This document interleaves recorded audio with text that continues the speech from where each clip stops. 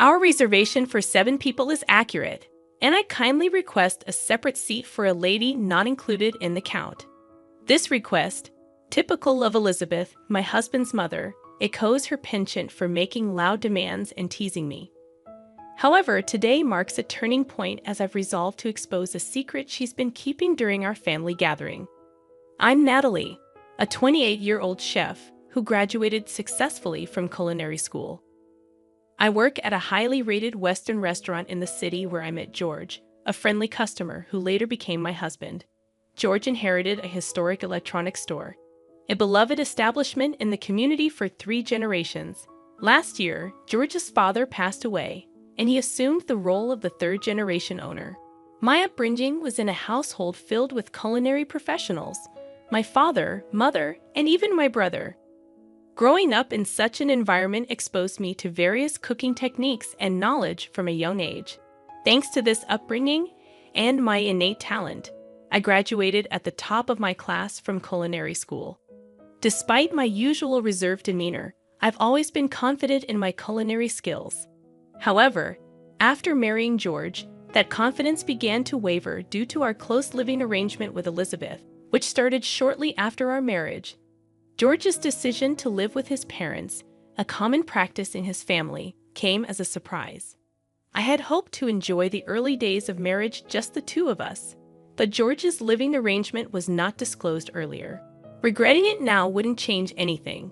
Living with Elizabeth turned out better than expected initially. She was kind, buying me treats from my favorite bakery, and even took on most of the household chores. However, there was one concern: the seasoning in her meals. Each dish was excessively salty, and while I initially attributed it to her northern origins, it seemed different from the preferences of others from the same region. I have a colleague from the north who prefers a lighter salt taste, making Elizabeth's dishes stand out. For instance, her stew, with vibrant ingredients, was overshadowed by an intense sauce, making it feel like directly putting concentrated sauce in my mouth. Doubts about whether this was the standard taste lingered, and my husband's comment about adjusting the taste to be lighter than usual only intensified my inner questioning. These days, consistently consuming Elizabeth's cooking seemed to have dulled my taste buds, creating a sense of dissatisfaction, even when preparing dishes at work. Doubts about my own sense of taste crept in, but fortunately, the head chef conducted the final taste checks, ensuring no major issues. Nevertheless, the heavy seasoning in Elizabeth's daily meals became a serious concern for me. To cope with this, I devised a plan. One solution was to wake up earlier than Elizabeth and prepare my own breakfast. While this noon routine prevented a decline in my work performance, it unintentionally led to a frosty attitude from Elizabeth. When I greeted her in the morning, she began to ignore my words and pass by. One evening, when I sought her opinion on a dish I had put a lot of effort into, she responded with criticism, questioning if I had seasoned it properly. Despite my explanation, she insisted it was bland, adding a significant amount of sauce to the dish. I couldn't help but feel that there might be some reason or background to her change in attitude. My husband has 2 older sisters, both of whom have established families. They welcomed me warmly from the beginning of our marriage and offered support if I ever had trouble with their mother. However, Emily, one of the sisters, had a different experience. As I helped with food preparation for her daughter's grand birthday celebration, the dining table was filled with a variety of distinctively unique and appetizing dishes. During the party, Emily's daughter expressed dislike for the stew, commenting on the heavy seasoning. When Emily suggested learning cooking tips from me, Elizabeth angrily exclaimed and left the scene, leaving me puzzled about the underlying issues in her behavior. I had some regrets about offering to help with the cooking from the beginning. The party ended abruptly amid a sour mood. While I believe Emily might have meant her words lightly, it was clear that Elizabeth had put love and effort into her dishes as well. It felt unjust for our heartfelt efforts to be belittled with a mere comment. That night, I lacked the courage to express my apologies to Elizabeth. From the next day onward, life became increasingly tough. Elizabeth would recklessly season the meals I carefully prepared, and on the worst days, she would even throw them away midway through eating. Seeking support from my husband in these trying times, I turned to him for help. However, his response was less than supportive, suggesting that maybe I had antagonized her and needed to listen more. As days passed, the strain in our marital relationship deepened. My husband started coming home late, claiming it was due to work, and even began missing family events.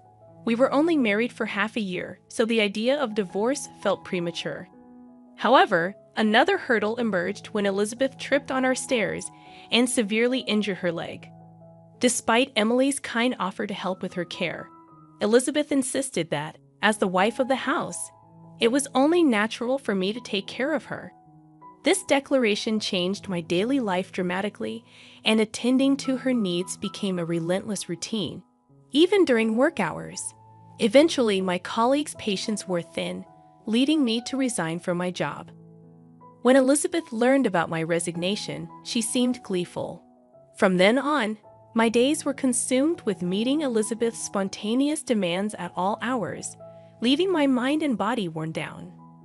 My husband's reduced presence at home added to my distress, and I began to doubt his reasons for working late.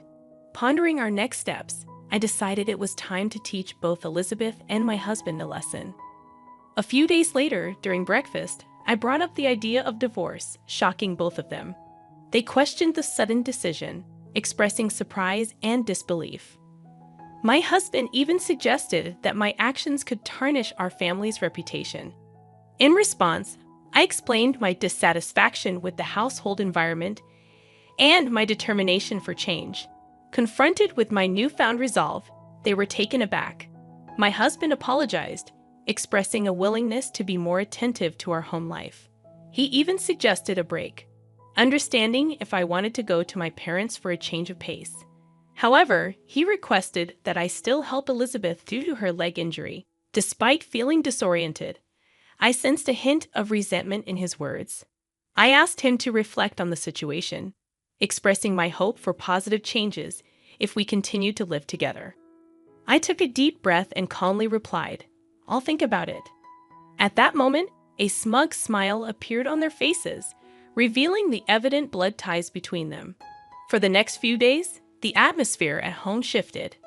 My husband began returning home earlier from work, but this improvement was short-lived. He soon started coming home late again, and Elizabeth's behavior reverted to its previous coldness. Despite her leg injury showing no signs of improvement, Elizabeth frequently went out without explanation. As I questioned her actions, I soon discovered a shocking truth. One day, my cell phone rang incessantly, with both my husband and Elizabeth expressing anger about me leaving Elizabeth alone. I sensed they wouldn't understand my perspective, and I revealed that I was at my parents' house. Days later, enjoying a peaceful time at my parents' house, I received an unexpected message from the one person I least wanted to be involved with, Elizabeth. The message contained an apology for her past actions and an invitation to her upcoming birthday party. Though reluctant, considering it as a bit of a luxury treat, I decided to attend. The venue for the party was an upscale restaurant near the station, renowned for a new chef trained in France. Upon arriving, I saw George and Elizabeth waiting with smug expressions. The attendees included Emily, her husband, and their children, making it a small gathering of 8 people. As we entered the restaurant, I confirmed my reservation for 7 people. However, Elizabeth requested a separate seat for me, surprising everyone. The waiter guided me to a slightly hidden seat, and as the evening progressed, the anticipated meat dish raised expectations. While delicious-smelling dishes were constantly brought to Emily's table, George and Elizabeth received none.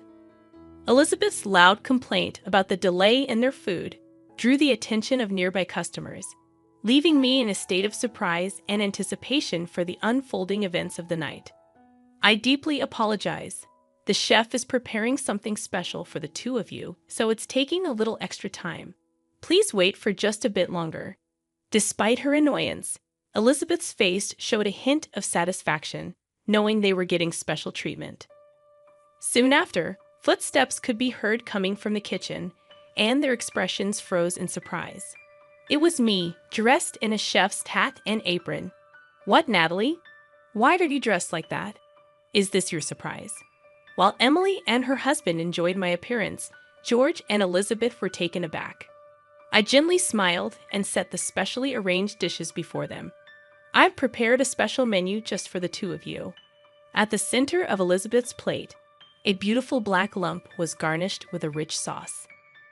I'd accentuated this using a special sauce. I'll add a little more topping to this sauce. Pouring more sauce on the dish, I felt satisfied seeing Elizabeth's surprised face. And here's a special dish for you, sir. On George's plate, various delicacies were beautifully arranged, each shining brightly. Please try it with this special sauce. Placing an elegant sauce bottle on the table, I watched the service. Emily's daughter laughed cheerfully, and they both looked a bit surprised yet intrigued. However, their expressions soon turned to anger. This is unbelievable. I've never seen such inappropriate service. Call the manager. George exclaimed. I calmly replied, I'm the person in charge here. Is there a problem? Elizabeth joined in. Are you the one allowing such disrespectful service? This is unforgivable. We're going to exercise our rights as customers and sue you. I continued, feel free. But we're also considering legal action for the disruption you've caused. How dare you? It turned out that they often visited this restaurant and were always demanding. The staff already saw them as problematic customers, and now, with my brother Peter managing the restaurant, they were being treated impartially. Peter, Elizabeth, and George were utterly stunned upon realizing that the person in charge was my brother. In reality, this popular restaurant was a product of Peter's diligent management and hard work. They had not been informed of this fact before. Peter had previously undergone advanced training in France and couldn't attend our wedding. Although he had sent a generous gift, he had never spoken with Elizabeth or George. However, he remembered their faces from family pictures. We didn't know any of this. Could you explain? Emily asked, cheerful, but with a slight shadow in her eyes. Actually, we came here to dine with some shopkeepers from the town's marketplace. It's trendy these days to have dinner in such modern restaurants. At that moment, a staff member approached politely. During your last visit, you left behind an item. Please allow me to return it. Handing over a shimmering earring, Emily added, you often dine here with men wearing earrings. Isn't that a bit risky? George's face momentarily froze in surprise at Emily's question. How did I come to know of this secret? A few weeks ago, I harbored suspicions and decided to hire a detective to investigate. The result was a collection of photos depicting George enjoying dinners with another woman at this restaurant, and even moments where they entered a hotel together. To be honest, I felt more relieved than betrayed. Marrying him was a mistake. I'm planning to file for divorce. Just be prepared. This was the first time George had openly spoken about divorce, but for me, it was an anticipated moment. Just don't forget to pay the alimony. Don't worry. I recently secured a big business deal, and financially, I'm pretty well off now. I'll gladly pay all of the alimony in full. Hearing that gave me peace of mind. Now about you, Elizabeth. Until now, she had been wide-eyed at the unfolding conversation, known by the staff as a regular at this upscale restaurant. What do you want from me? Since my husband passed away, I don't think anyone has the right to complain about my behavior. However, I had also had a detective thoroughly investigate her secrets. It turned out she had been in a secret relationship for 5 years, even though her husband had passed away just a year ago. What are you talking about? Emily and her siblings, hearing this for the first time, stared at their mother in shocked anger. This revelation was unbearable for them, as they deeply cherished their father. Although I, too, was surprised by the investigation's outcome. When I asked the detective why he knew so much about Elizabeth, it turned out that their father had once hired the same detective agency. You deceived him for so long, even while he was still alive, and George, even while with Natalie, you were seeing another woman. How could you? In Emily and her siblings' eyes, deep anger and disappointment shaped the tense atmosphere at our table. catching the attention of other diners who started glancing our way. We promised to resolve this matter at home and called it a night for the dinner. As I left, I high-fived the restaurant staff and Peter, expressing my gratitude. A few days later, under the stern gaze of Emily and her siblings, George and I proceeded with the formal divorce process. Now I'm free. I won't regret anything, no matter what happens, he stated confidently. I never expected this outcome, even after I told you about my bad leg. I never imagined being treated this way. Ah, watch your step. She recoiled in surprise. In truth, her leg had already healed, yet she had been pretending to be in pain to maintain a superior attitude towards me. Her behavior once again left me in shock. From now on, both she and my husband will be strangers. Although our marriage ended within a short span of a year, I had no regrets whatsoever. When I checked my bank account, I was shocked to see that the alimony from both my husband and his mistress had been deposited simultaneously. It seemed like my husband covered her share as well. Knowing this fact, I could finally view them as no longer being a part of my life. Subsequently, there were some interesting developments regarding my husband and his mistress's relationship. He had gone into debt to pay the hefty alimony, but shortly after our divorce was finalized, she dumped him quite easily. From the information I received from Emily, it was revealed that the woman is infamous in the area for targeting married men. After the episode at the restaurant, we were informed by Peter that the regular patrons were also fed up with George and Elizabeth's antics, and they were elated by our surprise. From then on, the restaurant strictly prohibited those two from entering. Moreover, their dishonest attitudes quickly became known throughout the community. A major contract that my husband had been boasting about was eventually canceled, and his electronics store, sustained by the deep trust of the local community, now faced a challenging future. Elizabeth's subsequent life became quite difficult. Suddenly abandoned by her longtime lover, further medical tests revealed that her unhealthy lifestyle was affecting her health. Her health condition was significantly tied to her own way of living, which wasn't deserving of any sympathy.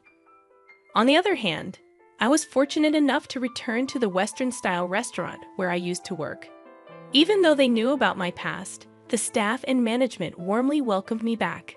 The spaghetti lady, Emily, and her family still came to this restaurant often, and their presence was a significant support for me.